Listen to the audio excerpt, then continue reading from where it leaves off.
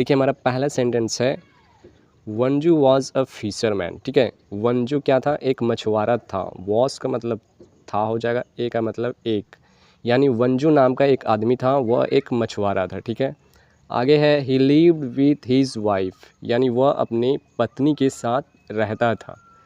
His wife, अपनी पत्नी के साथ रहता था। कहाँ पे रहता था? इन अ लिटिल हट, एक छोटी जैसी झोपड़ी में रहता था। हट का मतलब होता है छोटा, झोपड़ी।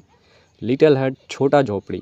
कहाँ पे रहता था? नियर द सी, यानी समुद्र के नज़दीक। वंजू नाम का एक आदमी था, वो अपनी पत्नी के साथ समुद्र के किनारे एक छोटा जैसा झोपड़ी में रहता था। आगे है he went down to the sea every day to catch fish, वो प्रत्येक दिन मछली पकड़ने के लिए समुद्र के पास जाता था। यानी आगे फिर है one day he got a big catch, यानी एक दिन उसे मिला। वन डे एक दिन ही गॉट उसे मिला अ बिग कैच, यानी एक बड़ी मछली। कैच का मतलब वैसे पकड़ना होता है, लेकिन यहाँ पे हो जाएगा मछली, बड़ी मछली उसे एक दिन मिला। He saw a big golden fish, उसने एक सोने का मछली देखा। कहाँ पे देखा? इन द नेट, अपने जाल में। जब वो मछली फंसाने के लिए गया तो वो अपने जाल में एक सोने का मछली देखा। He took the fish out of his net, उसने जाल से बाहर मछली को निकालने का प्रयास किया। Fish out of his net, जाल के बाहर मछली को निकालने का प्रयास किया। तो मछली क्या बोली?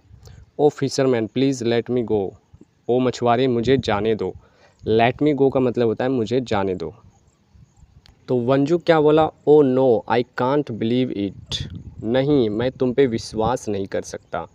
जो मछली ने बोला प्लीज़ लेट मी गो, मुझे जाने दो, तो वंजू ने कहा नहीं मैं विश्वास नहीं कर सकता। The fish is talking to me, मछली मुझसे बात कर रही है। How can I let you go, मैं तुम्हें कैसे जाने दे सकता हूँ। I don't have any other catch, यानी मुझे अब दूसरी मछली पकड़ में नहीं आएगी। फिश बोला I will give you a gold coin, मैं तुम्हें एक सोने का सिक्का दूंगा। फिश क्या बोला? मैं तुम्हें एक सोने का सिक्का दूंगा।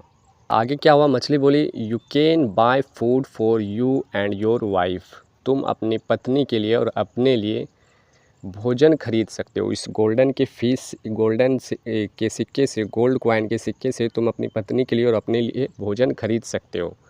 तो वंजू जो मछुआरा था उसने बोला thank you, you are a kind fish, धन्यवाद उस मछली को किया गोल्ड कॉइन देने के बदले में, और बोला तुम बहुत दयालु मछली हो। मछली ने फिर कहा thank you fisherman, you are very kind, तुम भी बहुत दयालु हो जो मुझे छोड़ दिए। I will grant you two wishes, मैं तुम्हें अपनी इच्छा की अनुमति दूंगा। फिर आगे है you can ask my favour any time, मछली ने कहा तुम मेरी कभी भी फेवर ले सकते हो, तुम मेरी कभी भी मदद ले सकते हो, तुम जो चीज़ विश करोगे वो चीज़ तुम्हें मिल जाएगी। The golden fish went back to the sea, तो गोल्डन फिश जो था वो अपने समुद्र में वापस चले गया ये बोल के। वंजू वेंट टू द मार्केट, वंजू मछुआरा जो था वो गोल्ड कॉइन लेके कहाँ गया? मार्केट गया।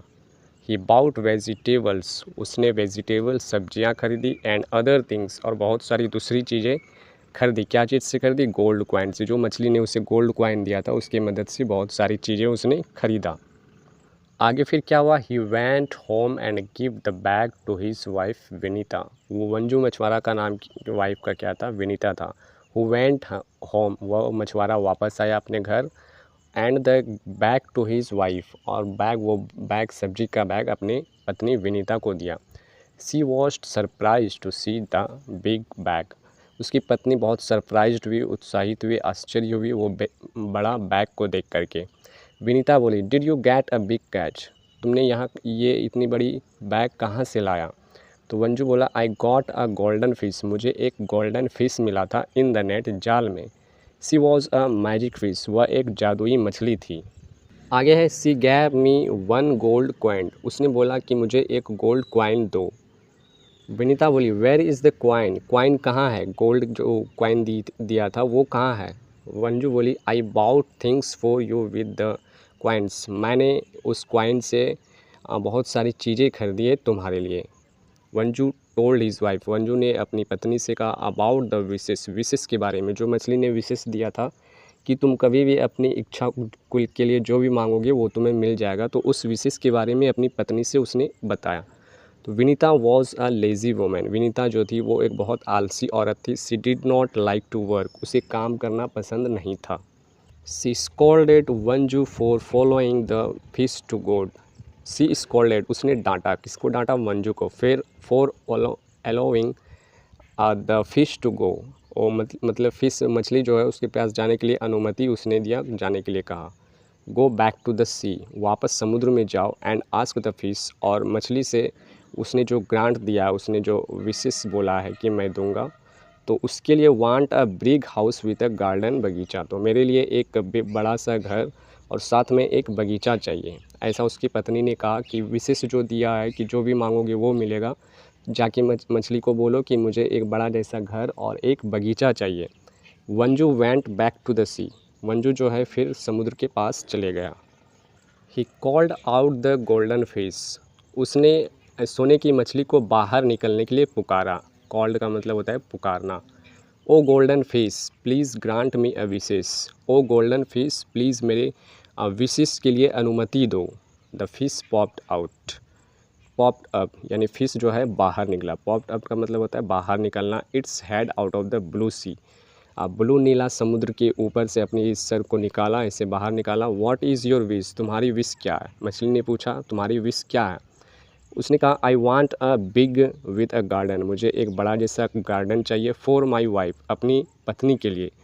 योर विश इज़ ग्रांटेड, मछली ने कहा ठीक है तुम्हारी विश पूरा हो गया। के बाद बोला थैंक यू फिश, मछली को थैंक यू बोल दिया।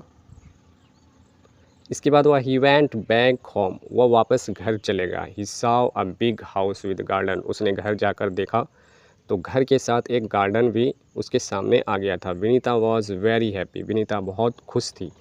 But she was a greedy woman, लेकिन वो बहुत लालची औरत थी। आफ्टर ए फ्यू डेज, कुछ दिन के बाद, she ordered her husband to go back to the fish, फिर उसने अपनी पति से कहा कि तुम फिर मछली के पास वापस जाओ और उसे बोलो कि she wanted to be a queen, उसे बोलो कि मैं रानी बनना चाहती हूँ। Vanju went back to the sea, Vanju फिर से वापस समुद्र के पास चला गया। He called out the golden fish, उसने फिर गोल्डन हाउस को बाहर निकालने के लिए बोला, गोल्डन फिश को बाहर निकलने के लिए बोला। Oh kind golden fish please grant me a wish, please मेरी एक अनुमति और है उसे पूरा कर दो। The fish appeared from the big waves, और फिश मतलब कि दिखाई दिया बड़ा जैसा समुद्र के तरंग से। व्हाट इज़ योर विश, उसने पूछा तुम्हारी क्या विश है? उसने कहा my wife wants to be a queen, मेरी पत्नी एक रानी बनना चाहती है। आगे है story. He saw his wife sitting on a throne made of gold and diamonds, उसने घर आके वापस देखा तो उसकी वाइफ बैठी हुई है कहाँ पे? On a throne made of gold and diamonds, अब गोल्ड और डायमंड्स की चेयर पे बैठी हुई है। सी हैड अ क्राउन, उसके सर पे एक ताज है। ऑन हर हेड, उसके सर पर एक ताज है। But it is a rightly said that there is no end once greed, लेकिन कहा जाता है कि ये जो ग्रीडी होता है, ये जो लालची होता है, वो उसका कभी खात्मा नहीं होता है। Vinita was not satisfied, Vinita इसमें भी संतुष्ट नहीं थी। Now she wanted to the golden fish be her slave, इसके बाद उसकी विनीता ने कहा मैं उस गोल्डन फिश को अपना गुलाम बनाना चाहती हूँ। She asked Vanju to go to the sea again, उसने फिर वंजू को दोबारा समुद्र के पास जाने के लिए बोला। What do you want now, अब तुम क्या चाहती हो? वी हैव एवरीथिंग, हमारे पास सब कुछ है। We have enough money to lead a happy life, हमारे पास पर्याप्त मनी है क्योंकि हम पूरी लाइफ को खुशी भर गुजार सकते हैं। Go and get the golden fish, उसकी पत्नी ने कहा जाओ और मुझे सोने की मछली ला के दो। I want her to be my slave, मैं उसे अपना गुलाम बनाना चाहती हूँ। At seven as she spoke this word, ऐसा जैसे ही उसने बोला इस प्रकार से शब्द, there was a storm in the sea, वहाँ पे एक आंधी, समुद्र में आंधी आ गया।